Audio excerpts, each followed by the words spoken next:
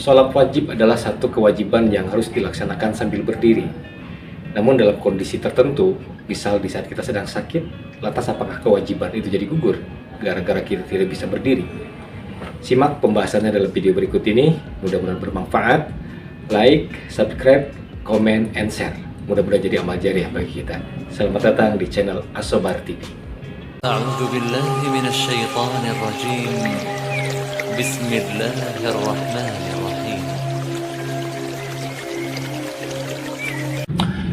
Bismillahirrahmanirrahim. Assalamualaikum warahmatullahi wabarakatuh. Bertemu lagi sahabat-sahabat Asobar TV yang insya Allah dimuliakan Allah. Dan mudah-mudahan dengan hadirnya channel Asobar TV ini bisa mendatangkan manfaat dan kebaikan bagi semuanya.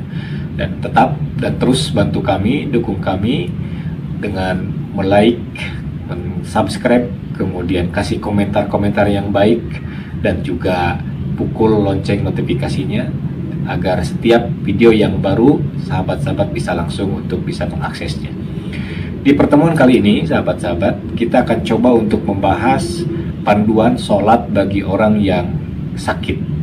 Dalam bahasa fikih disebut sholatul ajiz, yaitu sholat orang yang tidak mampu dengan melaksanakannya sambil berdiri. Pada dasarnya sahabat-sahabat, sholat wajib yang 5 waktu itu dalam kondisi seperti apapun tetap harus dilaksanakan. Dan Rasul memberikan semacam teguran dengan keras bagi orang yang berani menegakkan sholat wajib dengan sengaja, sekalipun hanya 1 waktu. Sabda Rasulullah, "Man taraka sholatan muta'amidan faqad kafara jiharon." Barang siapa yang berani menegakkan sholat wajib dengan sengaja, maka sungguh berarti dia kafir terang-terangan. Na'udzubillahi min dzalik.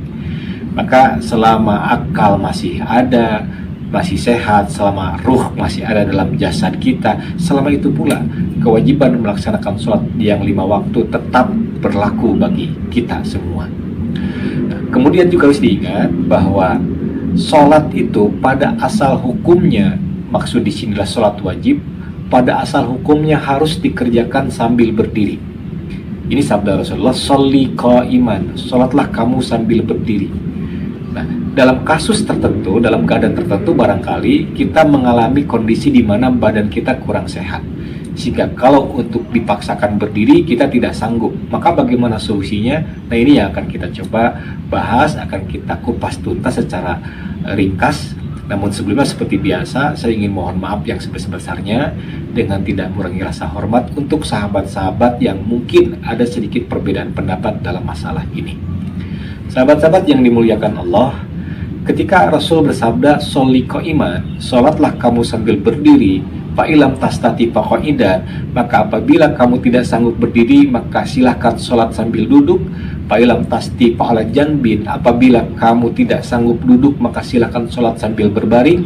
Ini hadis menerangkan bahwa seberat apapun kondisi kita, separah apapun sakit yang kita alami, maka tetap sholat wajib itu harus dilaksanakan sesuai dengan kadar kesanggupan kita.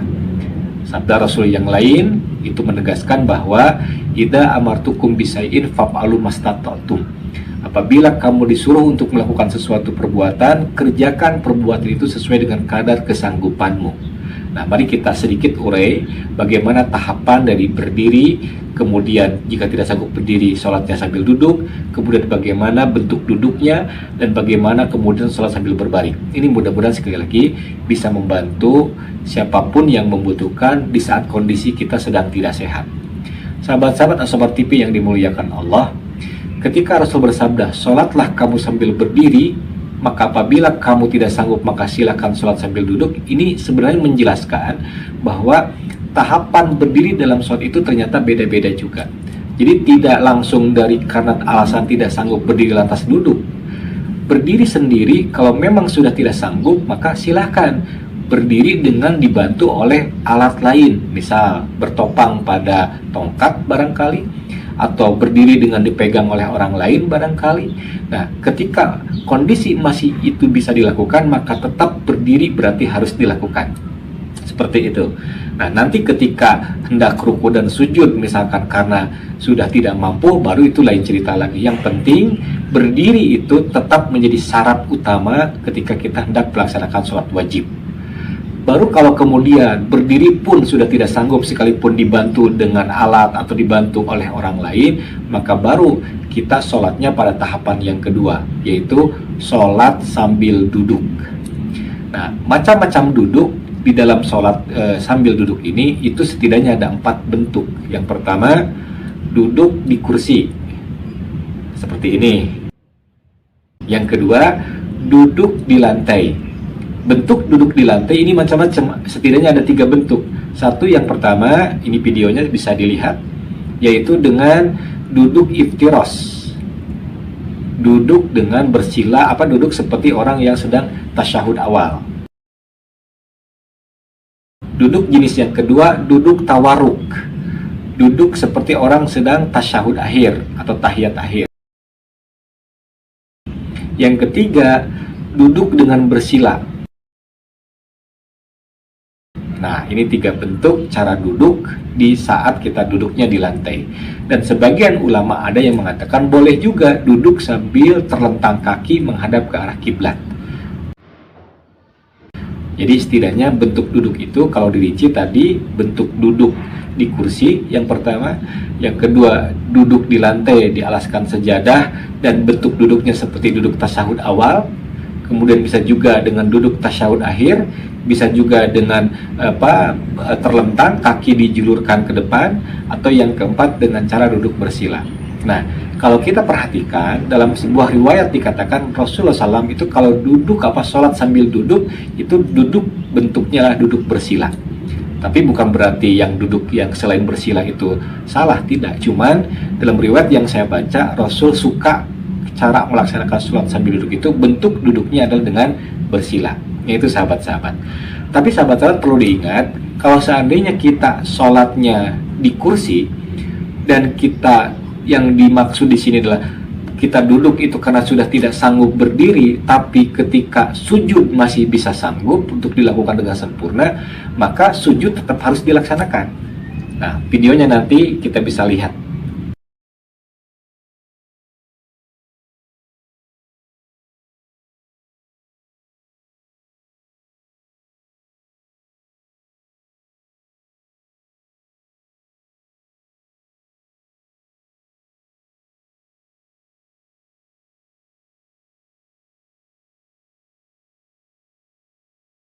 Jadi sekali lagi, ketika duduk itu hanya untuk menggantikan berdiri, sedangkan gerakan sholat seperti sujud masih bisa kita sanggup lakukan, maka kita harus sujud dengan sempurna.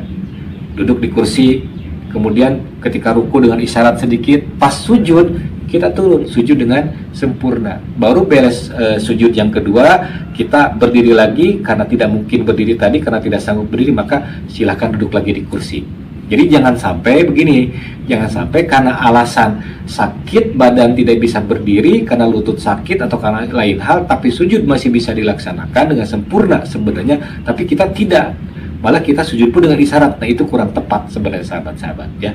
Dalam panduan fikih praktis bagaimana tata cara sholat orang yang sedang sakit, tetap sujud itu harus dilakukan dengan sempurna kalau memang masih sanggup. Terkecuali kalau memang kita sudah tidak sanggup, maka silahkan cara sujudnya itu dengan isyarat seperti yang ada di video berikut ini.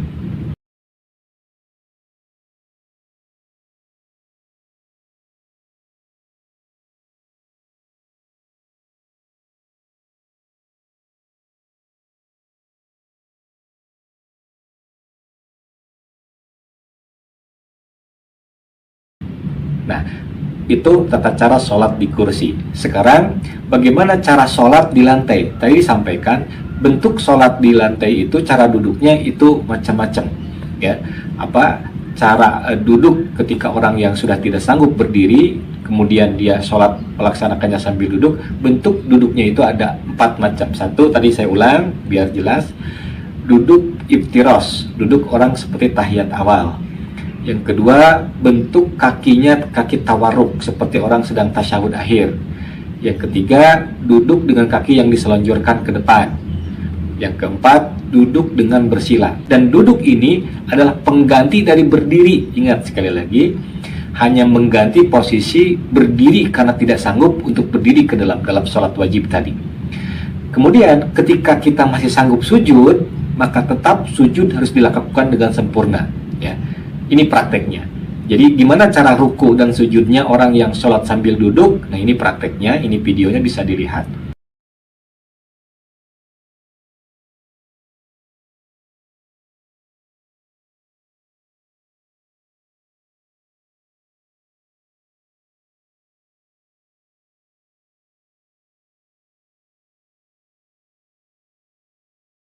Bagaimana kalau sujud dengan sempurna sudah tidak sanggup karena alasan tadi sakitnya udah luar biasa tidak tertahan, maka baru boleh sujud dengan isyarat. Bagaimana bentuk sujud dengan isyarat? Ini videonya bisa dilihat, yaitu dengan kepala lebih ditundukkan ke bawah lagi.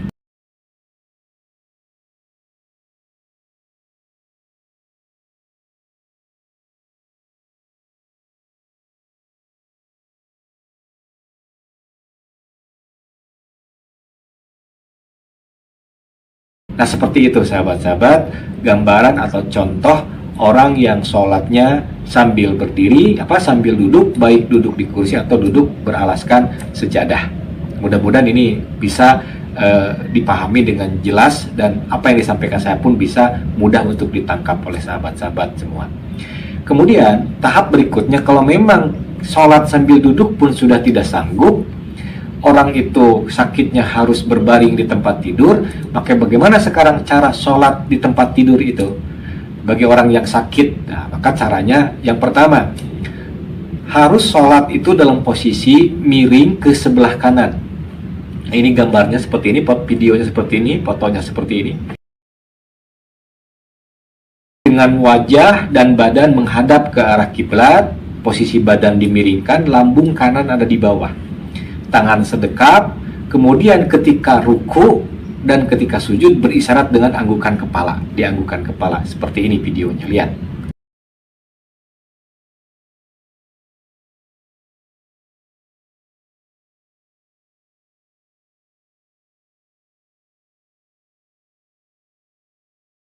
Contoh bagaimana cara sholat sambil posisi tidur miring seperti itu. Nah, dan dimakruhkan sholat dengan posisi lambung kiri yang di bawah. Jadi yang disunatkan itu posisi lambung kanan yang di bawah.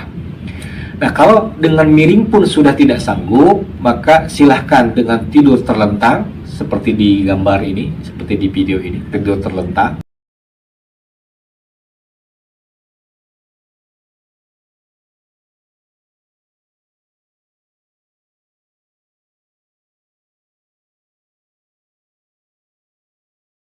Dan posisi arah kaki menghadap ke arah kiblat. Otomatis berarti si punggung dan kepala harus sedikit dibantu dengan bantal supaya menghadap ke arah kiblat. Bagaimana bentuk ruku dan sujudnya? Ya, tadi dengan isyarat, dengan anggukan kepala, ruku dianggukan sedikit ke bawah, dan ketika sujud dianggukan lebih dalam lagi ke bawah. Nah, seperti ini gambaran atau contohnya di video bisa dilihat. Nah, kalau ternyata dengan cara isyarat anggukan kepala pun sudah tidak sanggup karena sudah semakin parah sakitnya, maka boleh berisyarat dengan kedipan mata.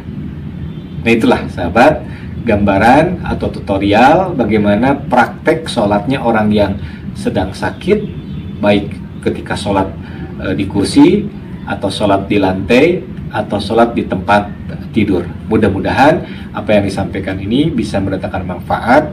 Mohon maaf yang sebesar-besarnya jika ada kesalahan dan kehilapan. Barakallahu fikum wa ahlikum wa amwalikum. Assalamualaikum warahmatullahi wabarakatuh.